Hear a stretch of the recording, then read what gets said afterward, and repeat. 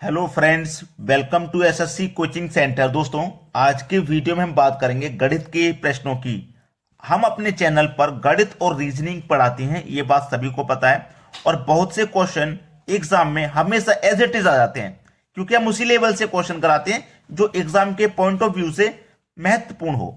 तो चलिए स्टार्ट करते हैं। पहला सवाल है, ए की लंबाई बी की लंबाई का 5/8 है, तो बी की लंबाई से ए की लंबाई का अनुपात कितना होगा?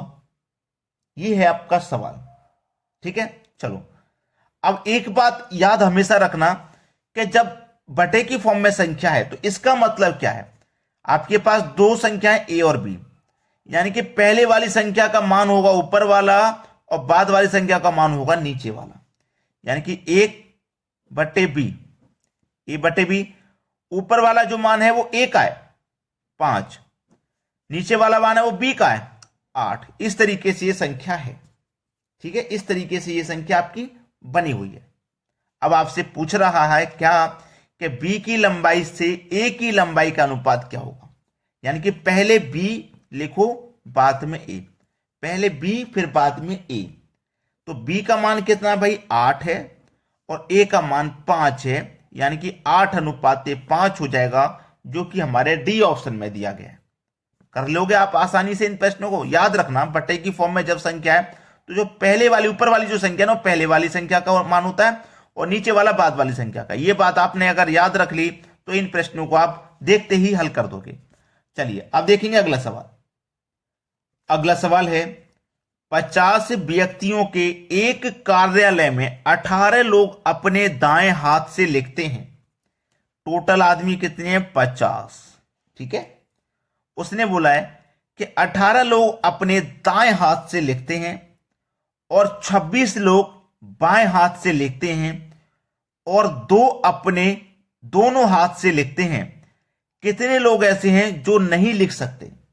बहुत अच्छा सवाल। देखो 50 आदमी है ना टोटल। इस 50 आदमियों में से पहले मैं उन लोगों को माइनस कर देता हूं जो लिखने वाले हैं। देखो 18 लोग तो लिखते हैं बायां हाथ से, दाएं हाथ से, और 26 लोग लिखते हैं बाएं हाथ से। ठीक है, ये लिख रहे हैं ना, ये आपके दाएं हाथ से लिख रहे हैं, ये आपके बाएं हाथ से लिख रहे हैं। और दो लोग ऐसे हैं जो अपने दोनों हाथ से लिख रहे हैं।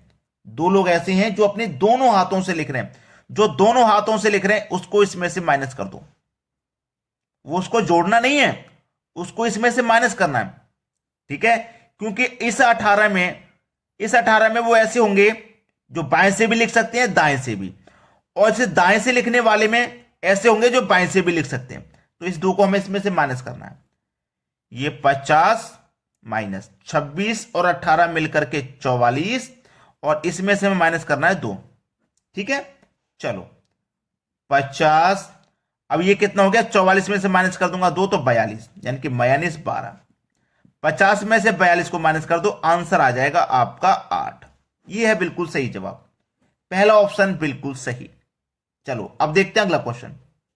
अगला प्रश्न है, 5 और 30 का तृतीयानुपाती क्या होगा? तृतीयानुपाती, देखो तृतीयानुपाती निकालने का जो फॉर्मूला होता है वो होता है b²/a, यानी कि बाद वाली संख्या जो होती है वो b और पहले वाली a। अब इसमें b का मान कितना है? 30, तो b का स्क्वायर मतलब 30 का स्क्वायर, तो 30 के स्क्वायर को हम क्या लिख सकते हैं? 30 × 30। और a का मान आपका 5 है, तो मैं यहां पे 5 लिख सकता हूं। तो 5 से कटाऊंगा 6 बार में कट जाएगा 30, 6 त्रिक का 18 और 1 0, यानी कि कितना मान हो गया? 180। तो तृतीय अनुपात क्या हो जाएगा? 180 हो जाएगा, जो कि हमारे सी ऑप्शन में। यह है प्रश्न का बिल्कुल सही जवाब। चलो अब देखते हैं अगला क्वेश्चन। अगला क्वेश्चन है, किसी राशि पर 4 वर्षों का साधारण ब्याज उस राशि का 1/5 है, वार्षिक ब्याज की दर है। बहुत अच्छा सवाल, ऐसा सवाल जो आपसे बनेगा ही नहीं। अगर बना पाएंगे तो वो बच्चे बहुत कम होंगे। उसने बोला है किसी राशि पर, वो राशि हमें जब नहीं पता तो हम उस राशि को क्या मान लेंगे? 100 मान लेंगे। ठीक है, 100 मान लेंगे ना, तो उसी राशि का कितना? 1/5। 1/5, 5 से कटा दूंगा 100 को 20 बार में, 20 कमल पे 1 से करूंगा तो ये कितना निकल के आ जाएगा भाई? 20%। 20% निकल के आ गया। लेकिन ये 20% तो 4 वर्ष का है ना भाई, 4 वर्ष दिया गया है भाई। 4 वर्ष का साधारण ब्याज, उस राशि को 1/5 तो वार्षिक दर यानी कि 1 वर्ष की दर, ये तो 4 वर्ष की है। अब देखना, जब 4 वर्ष की 20 तो 1 वर्ष की कितनी भाई? 5, 2 वर्ष की 10, 3 वर्ष की 15 और 4 वर्ष की 20। तो 1 वर्ष की बतानी है जो कि 5 है। बी ऑप्शन हो जाएगा प्रश्न का बिल्कुल सही जवाब, यानी कि 5% की दर हो जाएगी। चलिए अब देखेंगे अगला क्वेश्चन। अगला प्रश्न है, एक घड़ी 200 रुपए में बेचने पर उतने ही प्रतिशत लाभ होता है जितना उस घड़ी का क्रय मूल्य है। घड़ी का क्रय मूल्य कितना है भाई? देखो, ये तो हमारे पास विक्रय मूल्य है। विक्रय मूल्य है हमारे पास 200 रुपया, यानी कि हमको घड़ी को 200 रुपये में बेच रहे हैं। लेकिन घड़ी का जो मूल्य होगा ना, कॉस्ट प्राइस जो भी होगा, उतने ही प्रतिशत हमको लाभ होगा। तो ऐसे प्रश्न में आप क्या करोगे? जितने में बेच रहे हो उसका आधा कर दो, उसका आधा कर दोगे तो 100 हो जाएगा, यानी कि ये हो गया कॉस्ट प्राइस 100 रुपया। यानी कि 100 रुपए की वो चीज है और 200 में बेच रहे हैं, तो कितने का फायदा है भाई? कितने का फायदा? 100 रुपए का ही तो फायदा है, यानी कि 100% का फायदा। और घड़ी कितने की थी? 100 की, यानी कि 100 की चीज थी और फायदा भी उसको 100 रुपए का। उसने यही तो बोला है, उतने ही प्रतिशत का लाभ होता है जितना घड़ी का क्रय मूल्य है। घड़ी का क्रय मूल्य कितना? 100 है, और फायदा कितने का हो रहा? 100 का ही। जैसे मान लीजिए आपको कोई घड़ी 500 रुपए में आप बेच रहे हैं, उसका आधा कर लो 250 रुपया, कॉस्ट प्राइस हो गया 250, यानी कि आपको फायदा कितने का हो रहा है? 250 का, और परसेंट में भी 250 का हो जाएगा।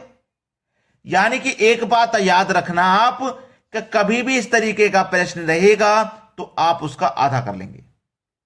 बात समझ में आ गई? चलिए अब देखते हैं अगला सवाल। अगला प्रश्न है, 2 अंकों वाली संख्या के अंकों का योग 8 तथा उनका गुणनफल 12 है, तो 2 अंकों वाली संख्या में कितना अंतर होगा? कोई भी 2 अंकों वाली संख्या, यानी कि पहली संख्या a और दूसरी संख्या b ले लेता हूं मैं। दोनों का योग हमारे पास 8 है, ठीक है, उनका गुणनफल 12 है, यानी कि इन्हीं 2 संख्याओं का गुणनफल a और b का गुणनफल हमारे पास कितना है? 12 है, ठीक है। तो 2 अंकों वाली संख्या में कितना अंतर होगा? अब देखो, हमें क्या करना है, हमें वो दोनों संख्या लेनी है जिनको अगर मैं जोड़ूं तो 8 मिल जाए और गुना करूं तो 12 मिल जाए। तो मैं यहां पे 6 और 2 को ले सकता हूं, अगर दोनों को जोड़ूंगा तो मुझे 8 मिल जाएगा, और वही 6 और 2 का गुना करूंगा तो मुझे 12 मिल जाएगा। मिल गया कि नहीं? तो मुझे यह पता चल गया कि a का मान 6 है और b का मान 2, और इन्हीं 2 संख्याओं का उसने क्या पूछा? अंतर। तो a का मान 6, b का मान 2, दोनों का अंतर 4 आ जाएगा। सवाल खत्म।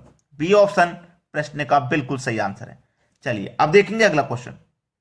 अगला प्रश्न है, sine 3x minus 20 equal to cos 3y minus plus का 20 हो तो x प्लस वाई का मान क्या? देखो, मैं आपको इसमें एक चीज अच्छे से बता देता हूं कि sine theta equal to cos alpha, sine theta equal to cos alpha, या फिर हो tan theta equal to cot alpha, या फिर हो sec theta equal to cosec alpha. Sine theta equal to cos alpha, tan theta equal to cot alpha, sec theta equal to cosec alpha, यानी कि इनका मान 90 डिग्री होता है, ठीक है। अगर कहीं पे साइन थीटा कॉस अल्फा हो तो इसका मान 90 degree, tan theta cot alpha हो 90 degree, sec theta cosec alpha हो 90 डिग्री। चलिए क्लियर है ना? अब मेरे पास कितना है? साइन और कॉस है, यानी कि ये पूरी वैल्यू साइन थीटा है, ये पूरी बोले कॉस अल्फा है, ये थीटा की वैल्यू है, ये अल्फा की वैल्यू है, और साइन और कॉस का मान कितना होता है? 90 डिग्री, ठीक है। तो यहां पे अब इस सवाल को आप आसानी से कर पाओगे। ये कितना है? 3x माइनस का 20, ठीक है, प्लस 3y प्लस का 20, माइनस का 20 प्लस का 20 कट गया। अब याद रखना, मैंने आपको क्या बताया था कि sine theta equal to cos alpha कितने के बराबर होता है? 90, ये पूरा 90 के बराबर होता है, ठीक है, 90 डिग्री। प्लस का 22 और माइनस का 20 दोनों कट गया, ये क्या है आपका पास 3x प्लस का 3y बराबर का 90। 3 दोनों में से कॉमन आ जाएगा, अंदर क्या बचेगा x प्लस वाई बराबर का 90। 3 से 90 कट जाएगा 3 टाइम में, तो x प्लस वाई का मान कितना आ गया 30। ये हो गया आपके सवाल का सही जवाब जो कि बी ऑप्शन में दिया गया। तो जिन बच्चों ने अभी तक हमारे वीडियो को लाइक नहीं किया, लाइक कर दें, शेयर नहीं किया तो शेयर कर दें। ठीक है दोस्तों, धन्यवाद।